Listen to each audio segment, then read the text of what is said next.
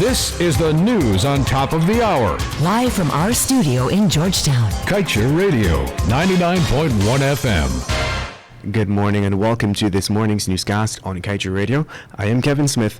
Let's get to the news in detail.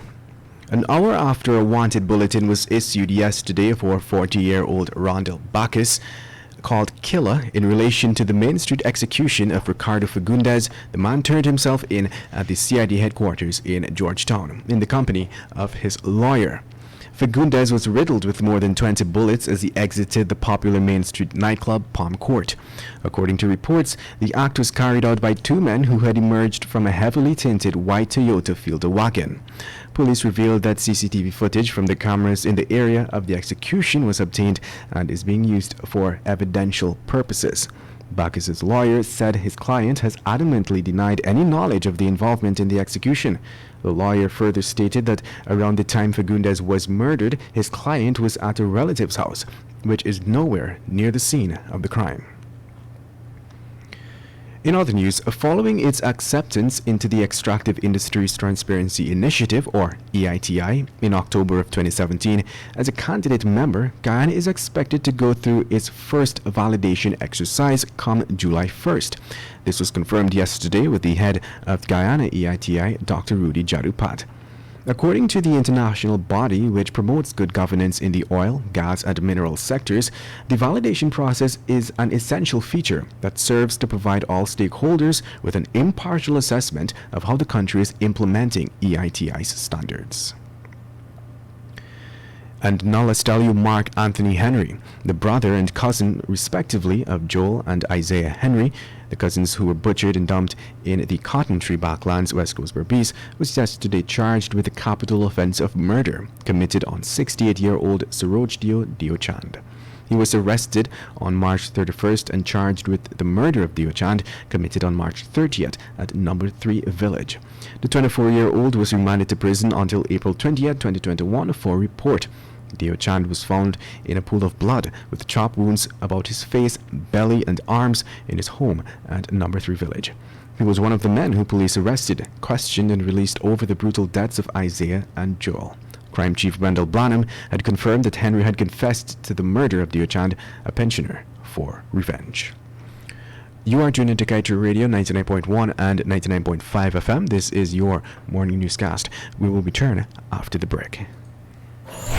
Digicel Prime Bundles just got better with 3 new apps. Watch more with PlayGo. Share more with Sportsmax. Read more news with Loop. Listen more with D-Music. Plus extra data. It's simply more bundled together. 51 gigabytes for 7 days for only $2,000. Live the experience with Digicel. Activate today on the My Digicel app. Kaieteur Radio, keeping you informed. Demerara and Essequibo 99.1 FM. Berbice 99.5 FM. Kaieteur Radio. Welcome back. Let us continue with the news. While the Energy Department is in the process of adding the finishing touches to the draft local content policy, there is one key rule that should not escape its attention.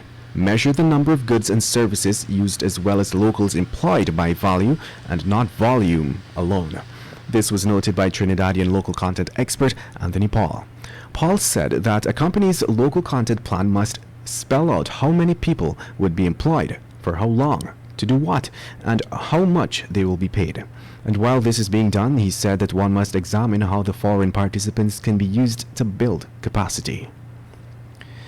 And now let's tell you, old age pensioners using the banking system to collect their monthly benefits should be aware that there may be deductions for taxes when using that system. It is understood that withholding taxes will be deducted from the saving account of the pensioner if he or she fails to apply to GRA for compliance for a waiver or exemption of those taxes. We were told that in the absence of the waiver, persons with saving accounts to commercial banks are subject to deductions of withholding taxes.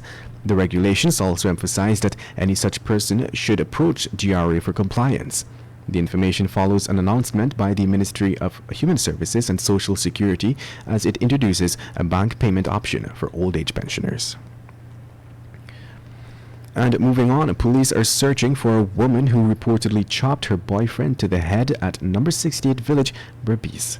Nursing an injury to the head is 29-year-old Paramanand Thakur, a hire car driver. The suspect has been identified as his girlfriend, Radhika Hardio. It is understood that the couple was at Hardio's home when an argument erupted between the two. Hardio dealt Thakur a single chop to his head with a cutlass. The injured man said that he drove to the Skeldon Public Hospital where he was treated and sent away. Police said checks were made for Hardio at her home, but she was not located. And to wrap things up, let's tell you that the Ministry of Health yesterday reported 2 new COVID-19 fatalities, a 78-year-old female from Region 10 and a 67-year-old male from Region 3. Their deaths take the country's death toll to 249. 31 new cases were also discovered, now bringing the total confirmed cases to 10,637.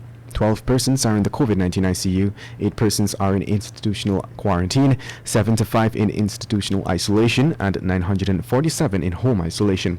Additionally, a total of 9,354 persons have since recovered from the virus.